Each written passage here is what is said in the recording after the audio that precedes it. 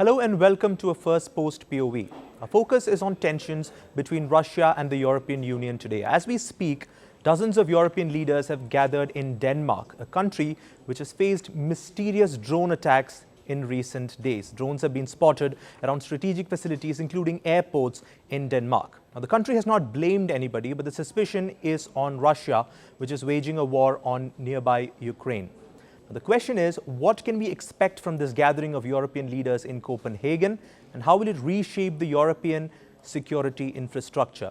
Let me go across to my guest to try and understand some of these questions. Dr. Arkady Moshes, who's the Program Director at the Finnish Institute of International Affairs. He's also an expert on the relations between the European Union and Russia. Thank you so much, Mr. Moshes, for speaking to us on First Post. Thank you for inviting me. Let's talk about the gathering that I just mentioned, which is happening right now in Copenhagen. What are you expecting? What sort of concrete measures are you expecting from these 2 days of talks there? Well, I mean, paradoxically, it may be not the most important thing what they will agree about. They probably will discuss some technical details of how to protect European Union countries, including Denmark, including other Nordic countries, from some kind of highly provocative activities which can be conducted by Russia, but it can be conducted by somebody else. It's actually good that Denmark does not blame anybody before the police investigation has been ended. But what matters here that this is one meeting in a chain of similar meetings, and it's exactly because these meetings are many. That shows us that we are not talking about one-off event, but we're talking about a change of strategic approach, the change that will be with us for quite a long period of time. So basically, Europe has realized that its previous policy, the policy that has been conducted since 1991, since the collapse of the Soviet Union, was essentially an erroneous policy. I mean, in its several aspects, be it the peacekeeping operations, which the Europeans thought would be the only thing requiring the strong militaries or what. But for almost 35 years, regardless of what was going on in the post-Soviet space, the Europeans lived their comfortable life in a post-modern world, the world without weapons, the world which could foresee an eternal peace. Now European countries, members of the European Union, and as well as the European members of NATO, realize that those dreams are history now. And if the countries want to stay democratic, prosperous, they need to be armed to be able to repel any aggressor that can appear at a certain moment. So this is what matters, that it's not just that you meet once, discuss things, maybe even take decisions, some of which will never be implemented, but it's that you continue elaborating and discussing the policy that should guarantee, well, in the end of the day, the absence of war in Europe, because only if they do it now in a proper way, no aggressors would have the temptation to do it against Europe. Right. You mentioned 1991, which is when the Cold War ended, but Denmark's leader went even further back. She said that this is the most dangerous moment as far as European security is concerned since the Second World War ended in Europe. Now, do you agree with that assessment that right now we are at the most dangerous situation that Europe has faced in almost 8 decades? Well, on the one hand, the Europeans need to present this policy change to their voters. Not all of them know what's going on. Not all of them have been convinced by this moment that it's indeed a total change of the historical epoch. So they have to be saying that, because if they finally go and decide to raise the defense expenditure up to 5 or even 4 or even 3.5% of GDP, that's going to be quite a challenge for European economies, many of which are struggling with the economic circumstances. So this is, in a way, this is how they're trying to sell it. But at the same time, in principle, it can be argued that this is a more dangerous situation than even the Cold War, because during the Cold War, the structures were clear, the mutually assured destruction was clear, the nuclear deterrence worked. So everybody knew that destabilizing that system was not perfect, that system of international relations and European security was not perfect, but everybody knew that it was fairly stable. And at this point, the European security system is not stable. And in that sense, yes, we can accept and maybe even have to accept this argumentation as a real analysis. Right. Now, all this build-up and these talks are happening in the context of what Russia is doing, both in Ukraine, and we saw some Russian jets over Poland, and these mysterious drones in Denmark. There seems to be a fear in the European capitals, and they've been talking about this for a while, that after Ukraine, Russia could turn its attention to other European states, specifically the former Soviet Union countries. Is that grounded in reality? Because the Russian side has said that they are not interested in attacking any NATO or EU nations. Who do you believe in this case? Are the European capitals right in being scared of Russia, or are they just overestimating the threat at this point? Honestly, it's difficult for me to really read their thoughts because we don't see the methodology. We see top political speakers from many countries who start talking about the war coming in 4 years, in 5 years, in 10 years. I don't know how they do the estimates. I mean, it matters that they, again, as I said before, that they need to convey a certain message to their respective electorates. I also think that the countries that are, let's say, in an immediate, well, not even danger, but risk, it's the post-Soviet countries like Moldova, like Belarus, like Armenia and Georgia. The countries, if Ukraine loses the war, if Ukraine is defeated, I think the next objects of Russian interest, or the candidates, quote unquote, to be included into the new Russian sphere of influence are these four countries which I mentioned. Because in Central Asia, it would be more difficult, because there is a very delicate relationship that includes, besides Russia and these countries, also China. So I would say there it's their own security complex. But in Europe, it would be these four countries which I named. I would say that at this point, NATO countries, including the Baltic states, which used to be part of the de facto part of the Soviet Union, they are facing less of a danger than the other countries. But still, the devil, as we say, the devil is in the details. And very much will depend on how, when, and on which conditions the war in Ukraine will be stopped, or whether there will be a peace treaty in the end of the day, how the situation in Europe and European security will look like after that. Right. I'm also curious about what you make of the recent drone incursions. Like we said, Denmark has not blamed Russia yet. They said it was carried out by so-called professional actors, but they did not blame Russia. And Moscow has also said that they had nothing to do with it. Do you believe what the Russians are saying at this point, that they had nothing to do with this drone strike? And if it was indeed they who carried out this, what could be the point of such an incursion? Is it to test European defenses? Is it to test their morale? Is it some sort of psychological intimidation? What would explain this tactic if the Russians are indeed behind this?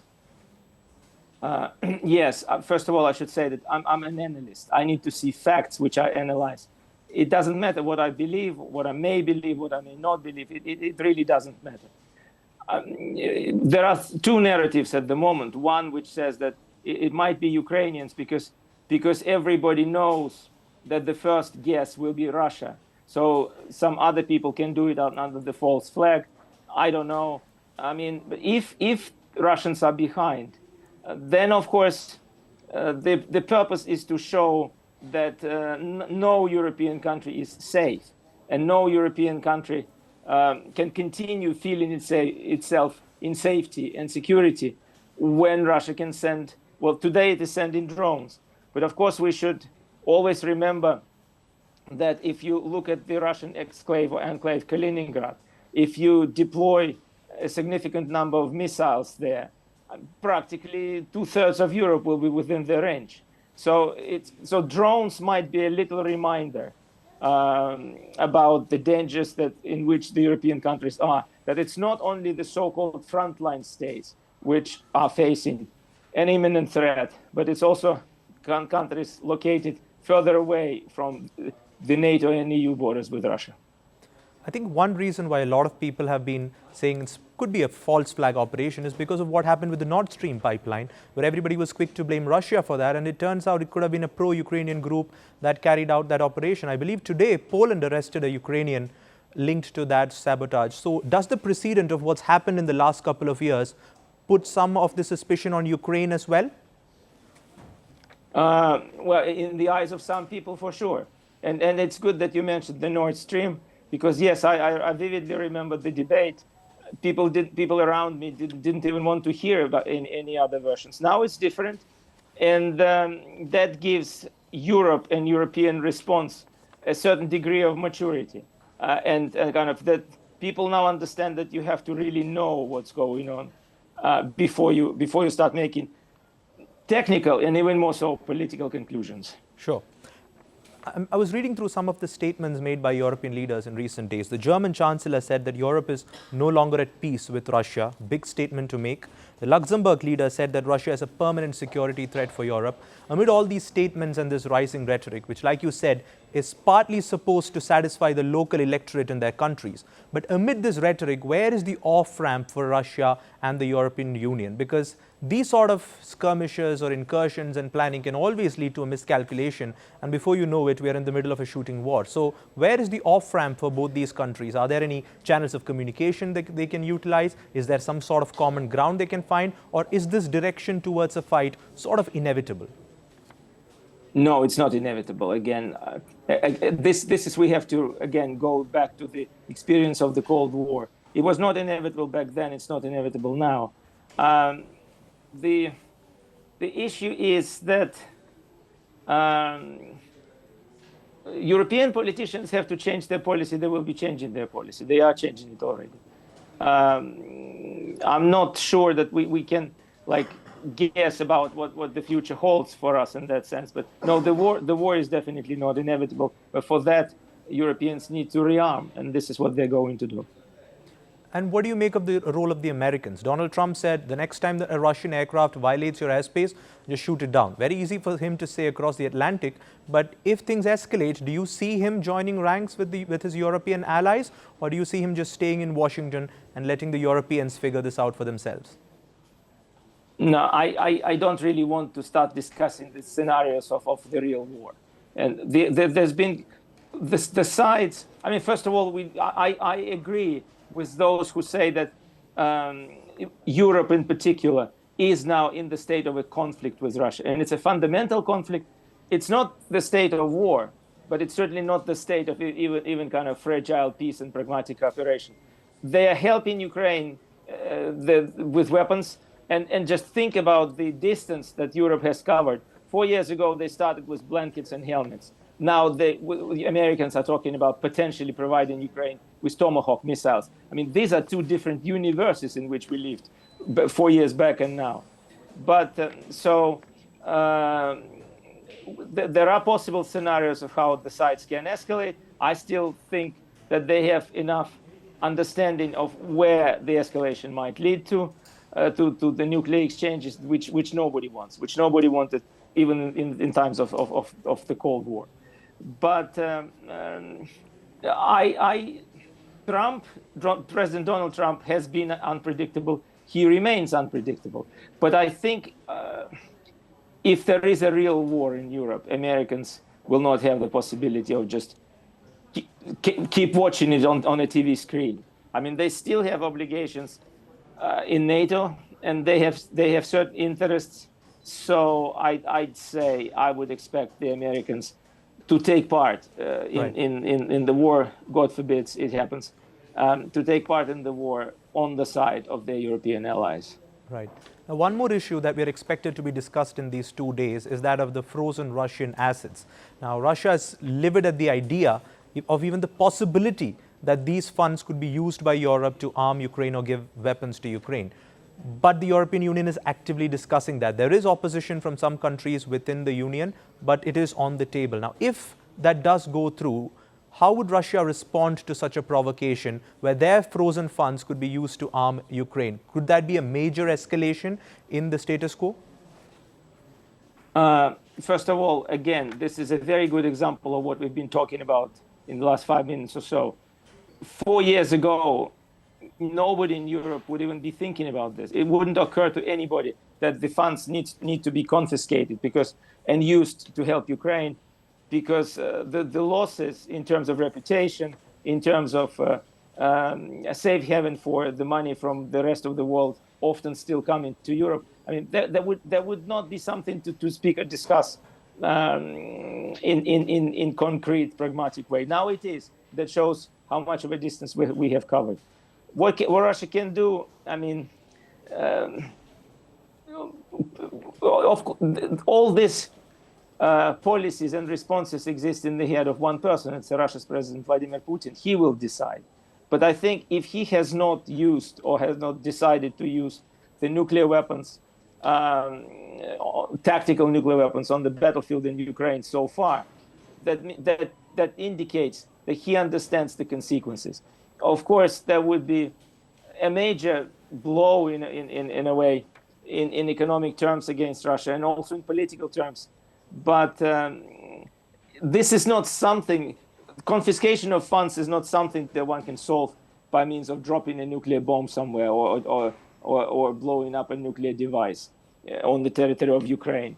I'd say that, of course, that will be seen as a provocation, that will be seen as an unfriendly act of a very high caliber. But it doesn't mean that the situation on the front line will necessarily change within weeks or so. Right. I think for now the focus is on Copenhagen. 2 very important days there as European leaders gather to discuss possible joint response to what they believe could be Russian incursions into their airspaces. We'll be tracking what happens there closely. In the meanwhile, thank you so much, Dr. Moshes, for speaking to us on First Post. Thank you again. Firstpost now available in 9 languages on YouTube. English, Stands at $36 trillion. French, Le FMI, comme German, Geschäftsführenden Direktor, Hindi, $30 trillion ka kaiju. Indonesian, Pemerintah tanpa pemeriksaan. Italian, Sekali radikali. Japanese, 4兆ドル以上も Portuguese, por causa do próprio balanço patrimonial. Spanish. Beautiful bill. Go to Settings, click on Audio Track and select a language of your choice. Be the first to know what's happening around you in your first language. First Post.